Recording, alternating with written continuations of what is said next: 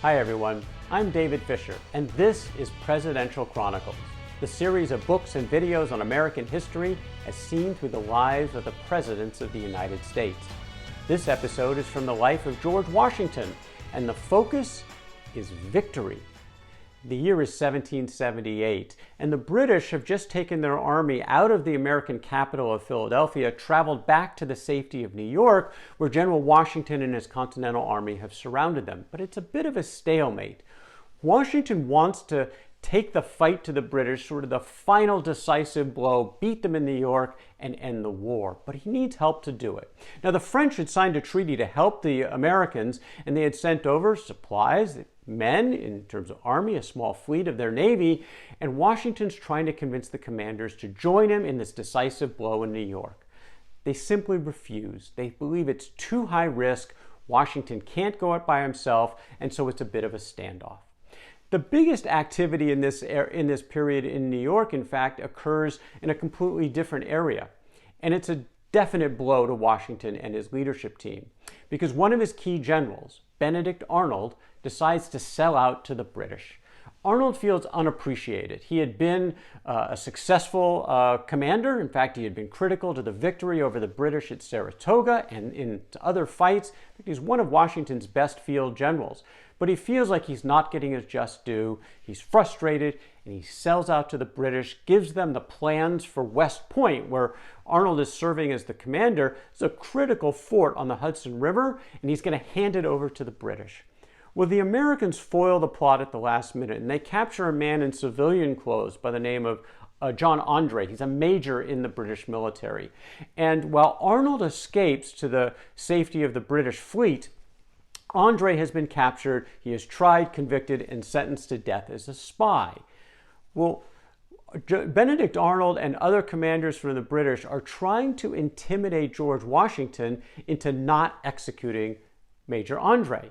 And they basically threaten him. You will pay the price, they tell him, if you go ahead with it. Well, Washington can't be bothered with this nonsense. He is angry to his core over what Arnold had done, and Major Andre is going to pay the price. In fact, when Andre asked to be shot by firing squad as a more gentlemanly way to go out, Washington denies the request, and he is hanged. And Washington's only regret is that Arnold isn't going to the gallows with him. Now, the British have primarily taken the fight to the south. And in fact, they're racking up some pretty major victories in South Carolina. They knocked Horatio Gates, who was the American general in command in the Southern Theater. He's now out of work. And Nathaniel Greene takes over in the South. Now, Greene is one of Washington's most trusted generals. And Greene believes there's an opportunity around Yorktown, Virginia. General Cornwallis of the British had taken his troops into Yorktown, and he believed he was perfectly fine there. His back was against the ocean, and he felt like, well, if he ever got in trouble, that he could call for the British fleet to come and save him. Washington's view is that he has a chance to trap Cornwallis at Yorktown if he can get the French to engage. And sure enough, they agree. So Washington and Comte de Rochambeau, who is leading the French ground forces with Washington, they take their forces 400 miles to the south while trying to keep a bunch of noise going on and around New York to deceive the British into nothing's happening here. But more importantly is the race to the harbor outside of Yorktown. Because the British find out what Washington is doing and they send their fleet. But the French fleet under Comte de Grasse is there first. And this is the critical element. There's actually a pitched battle in the harbor outside of Yorktown, and the French are victorious. The British Navy has to sail back, limping back into New York. And now Washington has the French and American soldiers on land and the French fleet on the sea, and Cornwallis is trapped. It's a classic siege. Washington starts out with this 2-mile trench about 1,000 yards out. They then dig a little bit further. They get within 300 yards. In early October, this is 1781, Washington actually personally lights the first cannon to send the shot into Cornwallis and his soldiers in Yorktown. And then the siege barrage continues day after day, night after night, obliterating any of the defenses, killing the British. They're not ready to surrender quite yet. So Washington finally sends General Lafayette and Colonel Alexander Hamilton to take out these last couple of redoubts just outside the British perimeter.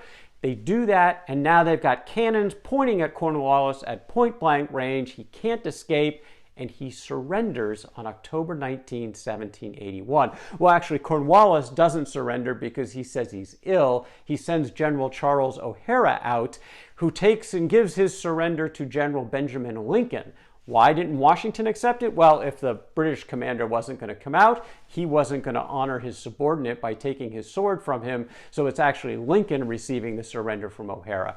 Needless to say, it is the decisive battle of the war. And in fact, the war fighting has effectively come to an end. The war would go on for 2 more years of negotiations, but the fighting has effectively concluded on this amazing victory for George Washington and his French colleagues over the British at Yorktown. There's one very sad moment, though, that occurs in the wake of the Battle of Yorktown. Washington had been away from home the entire war. He never left his men, but on the way to Yorktown, he stopped off at Mount Vernon, his home, and his stepson, Jackie, the only surviving child from Martha Custis's first marriage, wants to go to war with him. He's never done anything like that before, but Washington consents and he brings him to Yorktown. Well, Jackie Custis gets sick. And in fact, he gets what's called camp fever. His body can't take it, and he perishes there right in the wake of the victory over Yorktown. So while Washington and his whole country is celebrating, his wife is completely devastated. She had lost 2 kids in their youth. She had lost her daughter, Patsy, from an epileptic seizure when she was only 17, and now Jackie in his early 20s is gone. Again, she is devastated, and Washington is trying to comfort her while still trying to keep his army in shape. In fact, they welcome a couple of Jackie's young children to stay with them, and this provides some solace to Martha Washington, and they become a part of the Washington family. Well, Washington himself is now just trying to keep things in order while the negotiations go off over in Europe, and he has a problem. His officers are angry. They haven't been paid. They've done this miraculous thing on the field of battle, and they want their just due from Congress. They are ready to basically march on Congress and demand their payment. And they want Washington to join them and lead them. Well, this is not Washington's way. This isn't what he signed up for. And so he welcomes into a meeting in his headquarters in Newburgh, New York, all of his leading officers, and he tries to convince them to stand down. But he doesn't only use words. He also uses his motions and shows something very unusual: vulnerability. He takes out his spectacles, which most of the people had never even seen him wear, and he tells his officers, "Gentlemen, you must pardon me. I have grown gray in the service of my country, and now find myself growing blind." This sense of sensibility, vulnerability diffuses the entire situation. Washington leaves the room. The officers take a vote. It's unanimous. They're going to wait patiently to see that Congress hopefully will come through. Washington, in the meantime, harangues Congress in letters to try to get his officers their just due, financial compensation. It eventually comes through, but it was Washington's presence, his aura, the respect that the men had for him that actually got them to stand down at a time that could have been quite perilous. Well, the negotiations in Europe finally conclude in 1783 in September, the Treaty of Paris, and it's time for Washington to say goodbye. He says goodbye to his men. He then says goodbye to his officers. He then goes to Congress, which is meeting in Annapolis, and he returns his commission. And he tells Congress, having now finished the work assigned me, I retire from the great theater of action, and bidding an affectionate farewell to this august body under whose orders I have so long acted, I here offer my commission and take my leave of all the employments of public life. And just like that, the powerful George Washington walks away. His military career is over, American independence is secured, and it gives us a moment to think back on what Washington has accomplished as a general.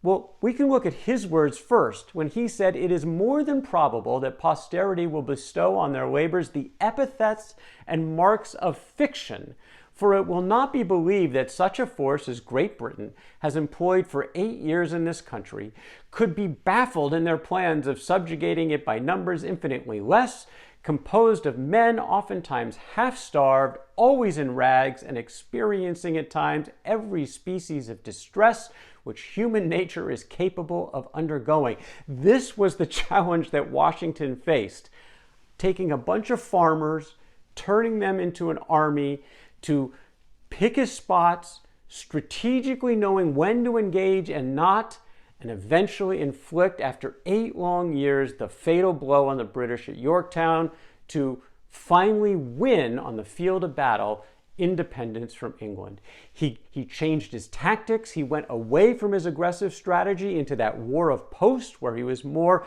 on the defensive and looking and picking and prodding on his opportunities. He personally held this army together.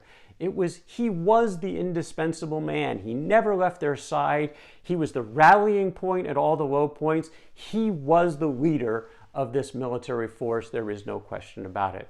Perhaps his greatest feat, though, was his last act, when he stepped away and returned his commission to Congress. No one had ever done something like that. Most military or political leaders or royals, they did everything in their power to stay in power. In fact, George III, the King of England, said that it's true that Washington was giving up power and stepping aside, if he does that, he will be the greatest man in the world. And that's exactly what George Washington was at that point in time. And in fact, he was actually just getting started. But those are stories for another day. That's George Washington and victory from the life of George Washington. For more Presidential Chronicles, check out my books on Amazon.com, and don't forget to subscribe to my YouTube channel. Until next time, I'm David Fisher, and this is Presidential Chronicles.